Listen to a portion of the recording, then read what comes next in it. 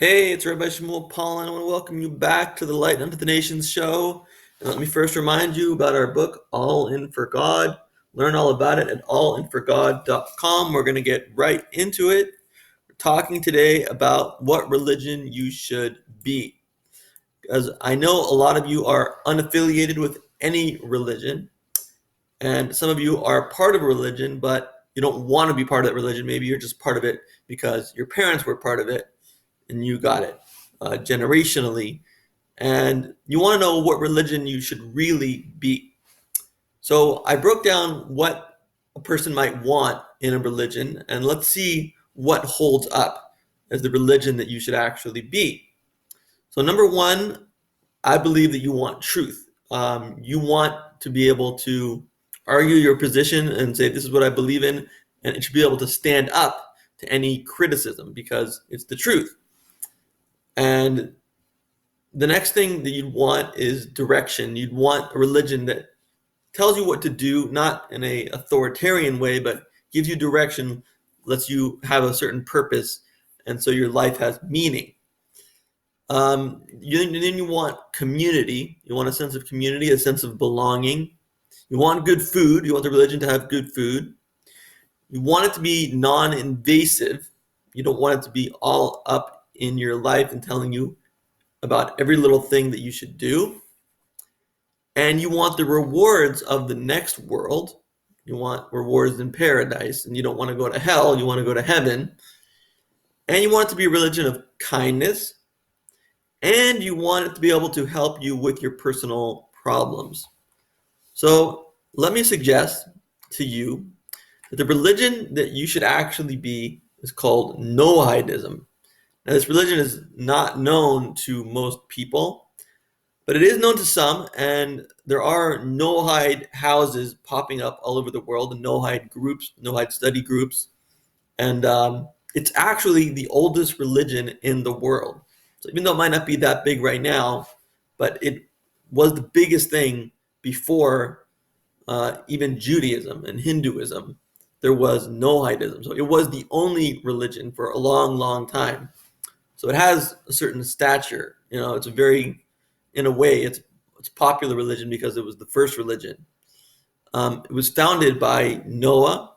Well, some of the commandments were given to Adam, the first man, and some of them were given to Noah because he was the only survivor of the flood. And the flood was the total degradation and depravity of humanity, where humanity had gone to the lowest level, where if you even gave charity to someone, they would douse you with honey and let the bees sting you to death. I mean, it was just the worst it could possibly be. And God wanted to make sure that this never happened again, that the world was always civilized, and that everybody had their own place, and nobody was taken advantage of, and everything was good in the land, in the world. And Noah his family was the only survivors of the flood, and he got these laws as a way to, lock down the laws that will keep society from never reaching that level of depravity again. Noahidism is a religion that believes in God, and believing in God is really the only uh, intellectually sound thing to do. And you can learn all about 25 proofs that I brought up that God definitely exists. And there's more than 25, but I just said 25. And I'll give a link to the description in the description box to that video. But just, flippantly, we'll just say that to say that there's no God is to say that an entire book was written from someone spilling ink on the page. If you believe that this world, with all its intricacy came about through random events, you basically believe that the ink could make that book. So it's sort of ridiculous to not believe in God. There must be an intelligence behind an intelligent world such as this. And if there's an intelligence, there must be a holder of the intelligence. There must be a being that has the intelligence, and that is God. We know God exists also because he revealed himself in the year 1313 from creation on the 6th of Sivan in front of 3 million people. That can't be faked. 3 million witnesses cannot be faked. That account of the revelation of God at Mount Sinai is passed down through the generations. It's been passed down through the greatest of each generation and through the masses. And the Bible has the account of the flood, and that's how we know about these laws.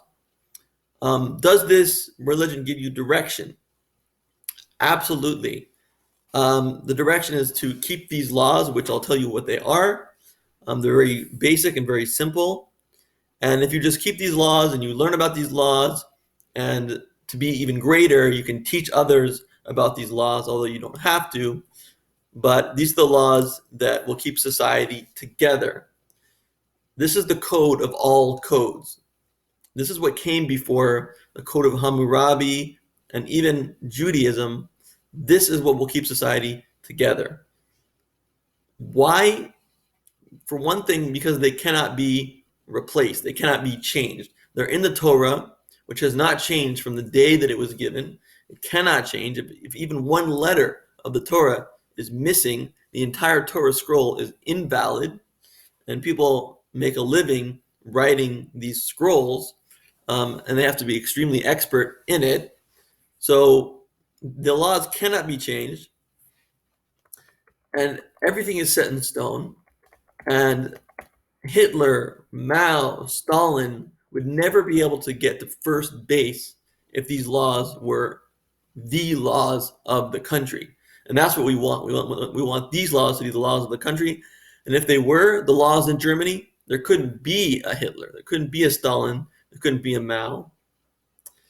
If only these laws are kept, they're the only things that need to be kept for there to be world peace and bliss for everyone. So the purpose of these laws, the purpose that you would have, as you go about your life, is to bring the Messiah, bring about the era of the Messiah, which means bringing the world to its state of perfection, to bring godliness into this world, to make God more fashionable and more ever present, and be able to see God in everything, to have gratitude for everything in the world, for your breath, for your heartbeat, for your ability to walk and stand up straight. Seeing God in everything through gratitude is a big part of Noahidism. Not worshiping idols, which means not worshiping any religions that say that there's more than one God, because there is only one God. It's made certain through 18 verses in the Bible. There's only one God, and that God is completely one. Community.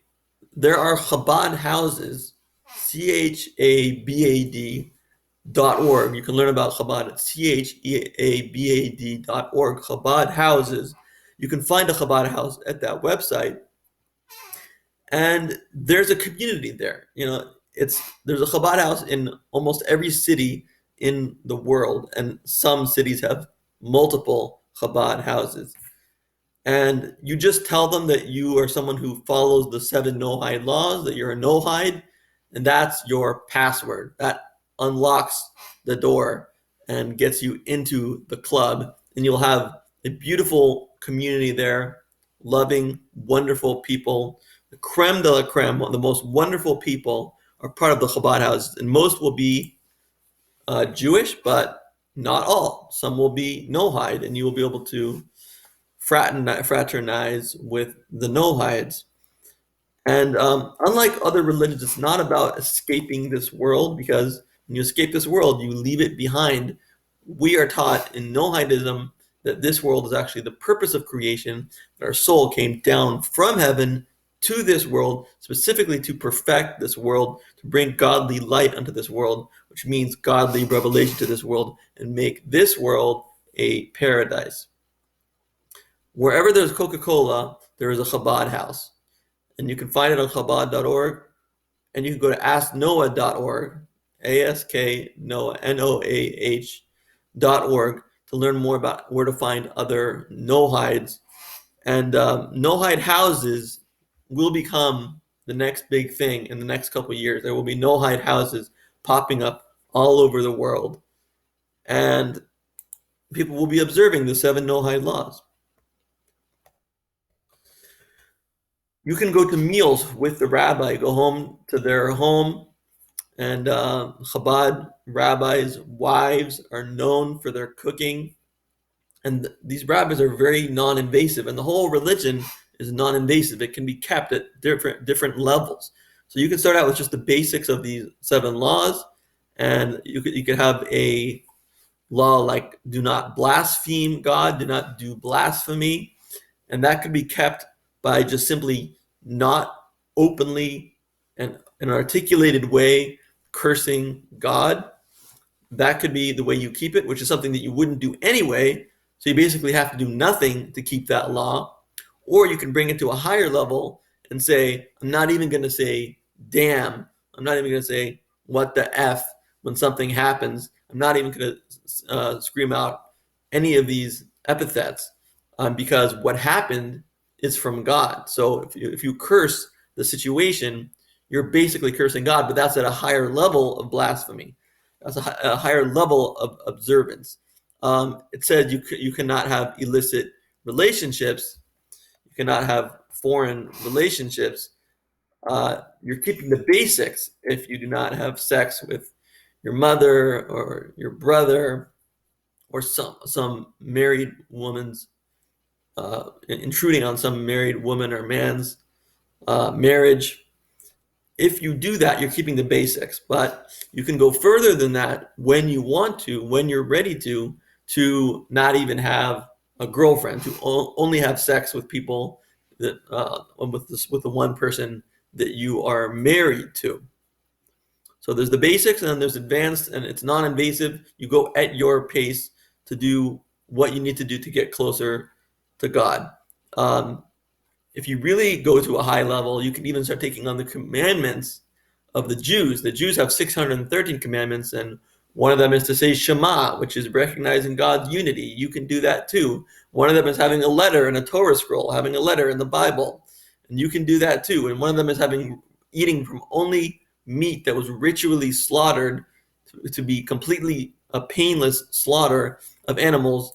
You can do that too. And as far as promises of the afterlife, the greatest sage, one of the greatest sages in all of Jewish history, and they say there was none greater than him except for Moses himself. He said that if you keep these laws, you're treated the same as any righteous Jew. So you're going to go to the highest levels in paradise. And how does it help you with your personal problems? Well, you will get access to the treasure trove of Hasidic philosophy, the deepest philosophy on earth. Hasidic philosophy dissects the human being, body, and soul, the animal soul, the godly soul. This stuff came out way before Freud or Jung, and Hasidic Jews are known to be people that have extreme level of joy and dancing, and it's because of this philosophy. It's the deepest philosophy in the world. It brings together all the commentaries of the Bible, including Kabbalah, Jewish mysticism. So you're really getting a high level of self-help here. You're really being helped, and you also have the rabbis to go to who are expert in Hasidic philosophy, and they will be able to help you. And we want this to be a religion of kindness.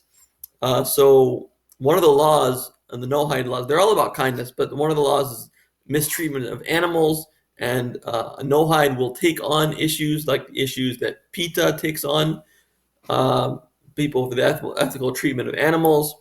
A Noahide's job is to make sure that animals are treated well, and that translates as well to human beings to make sure that no human being is left behind, is left homeless, is left hungry, is left thirsty.